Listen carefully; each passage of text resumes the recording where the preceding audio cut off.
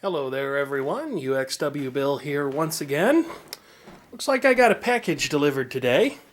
So why don't we just venture outside here to the porch for a little bit and see just what it might be and bring it in. Now they say that good things come in small packages, but I think better things come in big ones like this. And wow, is it ever incredibly humid out here. I'll tell you what, you can't truly appreciate air conditioning until the heat and the humidity, especially the humidity. I wouldn't be surprised if it's well over 90% relative humidity out here. Just hits you like a ton of bricks. So let me get this thing inside very quickly. Alright, I'm back in the house. Now I of course know what this thing is, but most of you, the humble YouTube viewers out there, do not. So let's go ahead and take a look. Knowing my luck, it'll probably be a tonneau cover, since I'm actually breaking with tradition here and using a proper cutting implement to sever the tape on this box.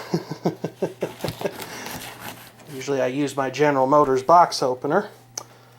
I'll tell you what folks, I really thought that I was better, but I don't know that there's any hope of recovery for the particular sickness that I happen to have, especially when you see one of these things show up and the opening bid is 99 cents, and you make the opening bid mainly to be a smart pants, and then you discover that you've won. Looks like we have a foreign language newspaper in here. That's very interesting. Quite a bit of it. Some of you can probably guess what this is already. I've got to say I'm a little disappointed by the packaging. It's definitely left something to the imagination. But it seems that the shipping people have not managed to destroy my treasure. So as soon as I get rid of all this paper, which is building up on the kitchen floor, I'll be right back. So I got it out of the box, and unfortunately the results are in. There's a few scuffs and scrapes here and there, but that's not so bad. I'd expect this thing to clean up perfectly nicely. Unfortunately, it does seem that the shipping people have had their way with it. Of course, the subpar packaging job done by the seller certainly hasn't happened to help anything. That's for darn sure. These buttons are pushed in way too far. I hope the circuit board is just flexed backwards and not broken from whatever holds it in place. Likewise, I hope the switches aren't broken. And then this tuning knob over here, well, it looks fine from head on, but if you look at it from above, it doesn't take too long to realize that there is a terrible problem here. And this might be a little tougher to fix, but at least the control itself doesn't seem to have been broken, and it seems to turn and move the tuning dial just as it should. And then, you know, this thing was reported to me as powering up, but they said that the previous owner reported the sound was staticky, and that can have a lot of causes, including this one. I'll just go ahead and turn that camcorder light back on here so you can see. What that is, I don't even know. I have done some questionable electrical related things in my time, but I have never done anything so extreme as to whittle down a cord. That actually looks like it's been hot over time and melted. So you know where this is going? I'll show you where it's going. It's going right there. I'm not going to have any of that. I'll just go get another cord from a different set, and as soon as I've popped the cover on this thing and verified that there's been no significant damage to its internal organs, I'll go ahead and try powering it up and giving it a listen and seeing what happens. I decided to go ahead and pop the cover before I even dreamt of connecting this thing to power, and that was probably a very good idea.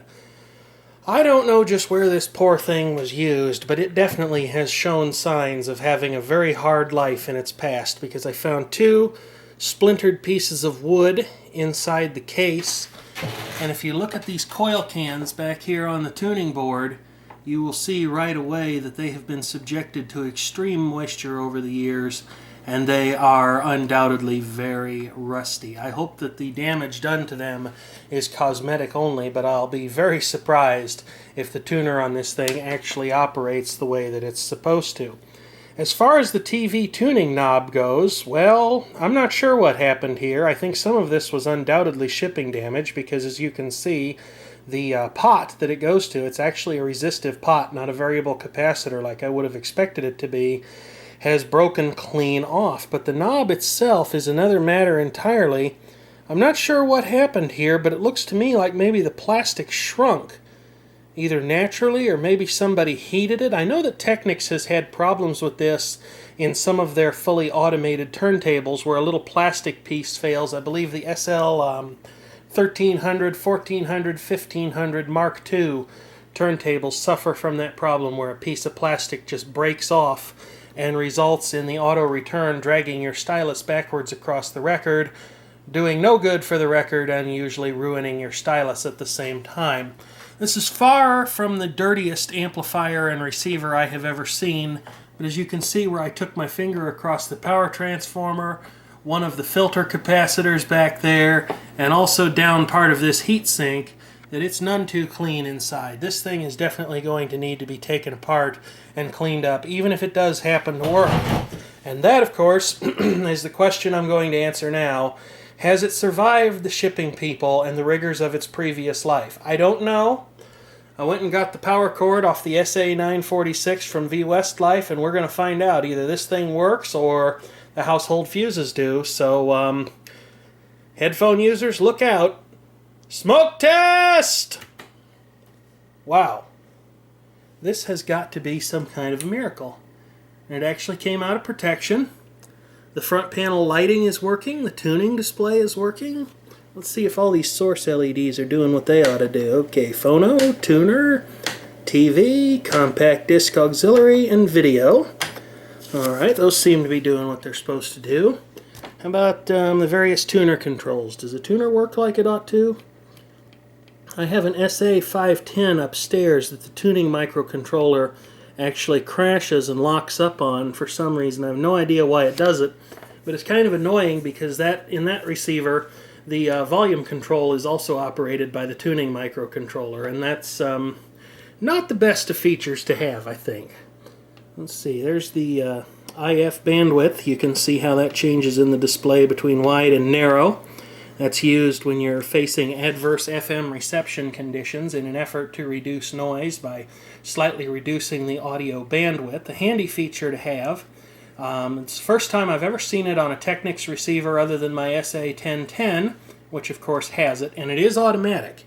You know, you can manually override it by pressing the button, but when you tune things in on this, which I'll demonstrate in a little bit here if the tuning actually functions on this unit, the microcontroller will sit here and it'll animate a set of arrows, probably solely for show, and then it will go ahead and make its decision about where the IF bandwidth ought to be set on the FM tuning end of things. Unfortunately, it seems that the AM IF bandwidth is stuck on narrow. I don't think there's going to be any changing that. You can clearly tell the microcontroller is at least processing the interrupt from the button when I press it. So, given that this thing actually seems to have powered up, probably ought to take it downstairs. But once again, I would urge anyone who has a stereo receiver or anything heavy and electronic shipped to them to take a look at it, because one of the things that I did find that probably would have caused all hell to cut loose in this amplifier was the fact that this board right here, which I believe might be responsible for the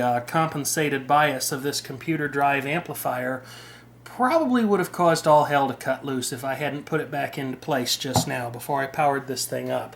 And unfortunately, cascade failures in audio power amplifiers are all too common, and they're not a whole heck of a lot of fun to repair, because if you miss one little thing or a component is marginal, it's probably going to blow itself up again and you'll end up going back to square one, and that gets very expensive very quickly.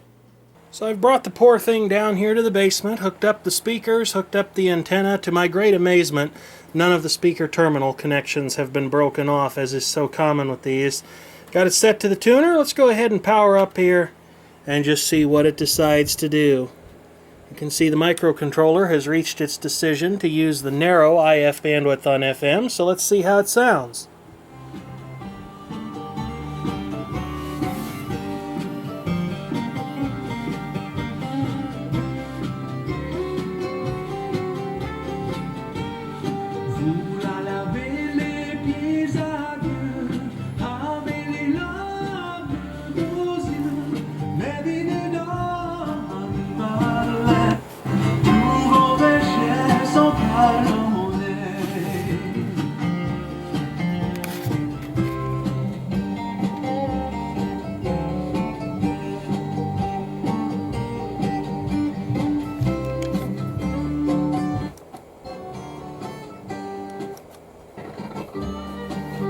Well, we definitely have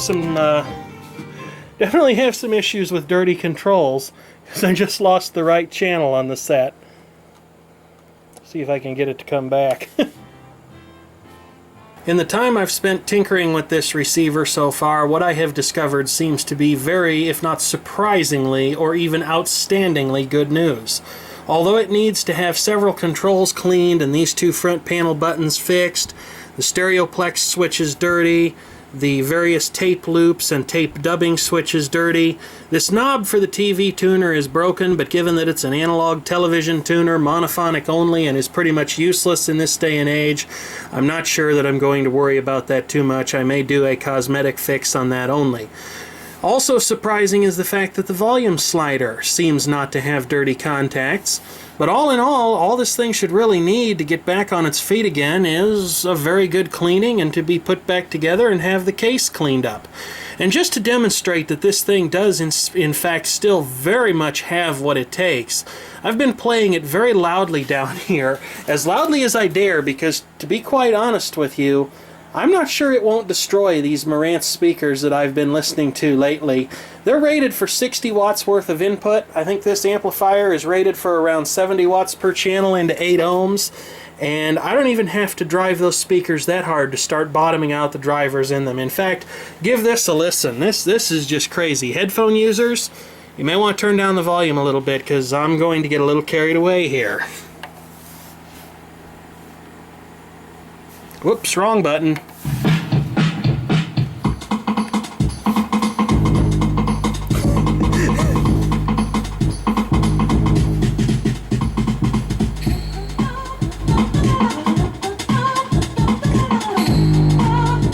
You hear that? I'm bottoming that poor woofer out over there. Unbelievable.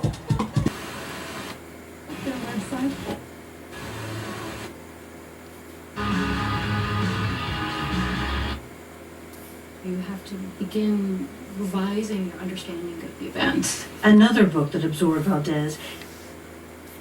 So despise that it results in persecution, like what we're going through in our political system today. He's injured when a friend is killed in a drive-by shooting. There, legislators heard firsthand the discrimination experienced by Ashton Lee. Must mean business.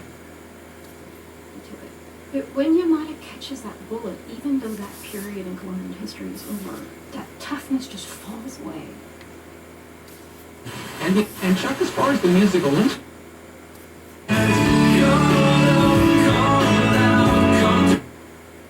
It's 102 today. The chance of widely scattered showers and thunderstorms for the rest of the afternoon into the... Fighting between Russian troops and Chechen rebels. On his or her own, that makes it even harder. Show. you've got to take a look ahead.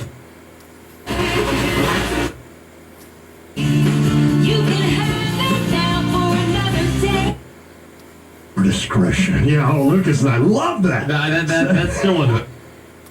That makes me feel alright. Good job.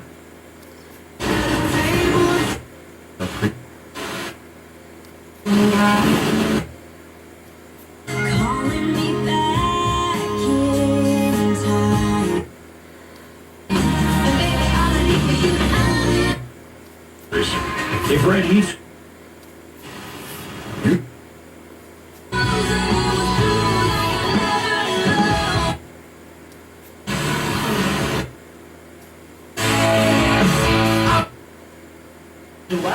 And help us to...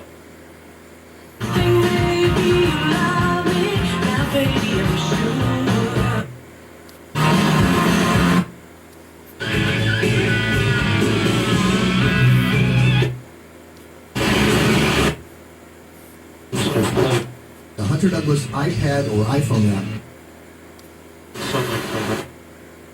AC-5. Here's what's important, we make that the focal point. People understand the story better. So part of it is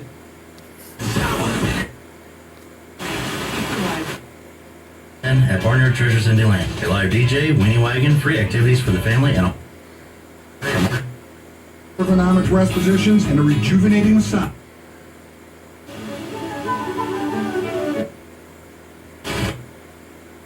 Plus Auto Care, North Gill.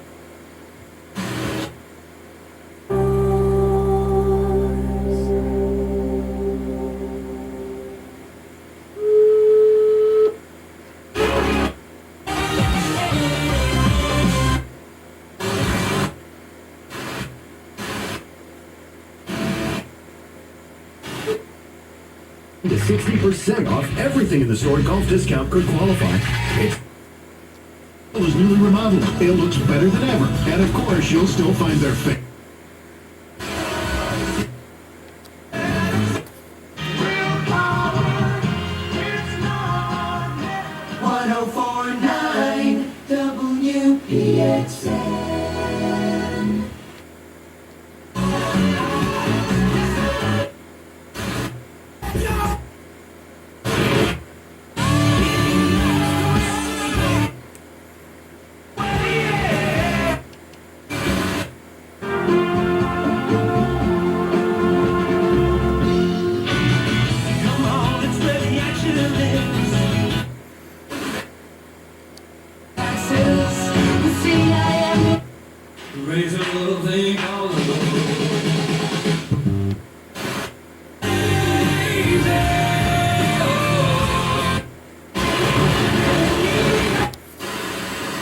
That was just a band scan of the FM band. Now let's go ahead and take a look at the AM band, though being down here in a heavy brick basement with just the wire loop antenna attached to this thing, I really don't think we'll be able to expect too much.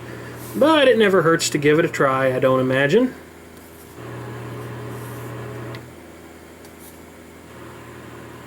Nope, just noise and hash so far. Probably a lot of it computer induced.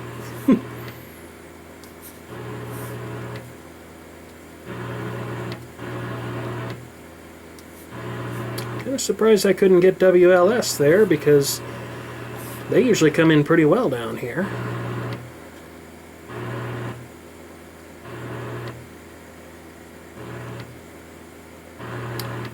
It seems that there's just computer noise and hash so far.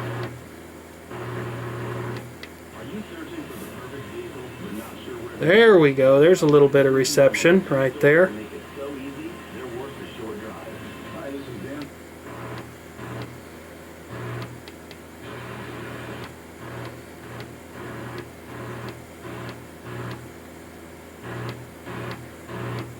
The auto-seeking isn't really working very well.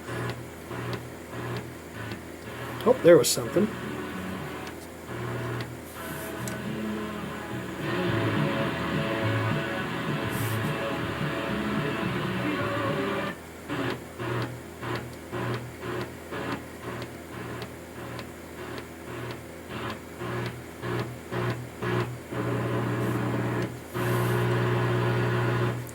Well, there you have it, everybody. Thanks so much for watching this video about the Technics SA-550 TV FM AM stereo receiver, and by all means feel free to leave a comment if you have one. In future, there might just be a video about the restoration and cleanup of this receiver.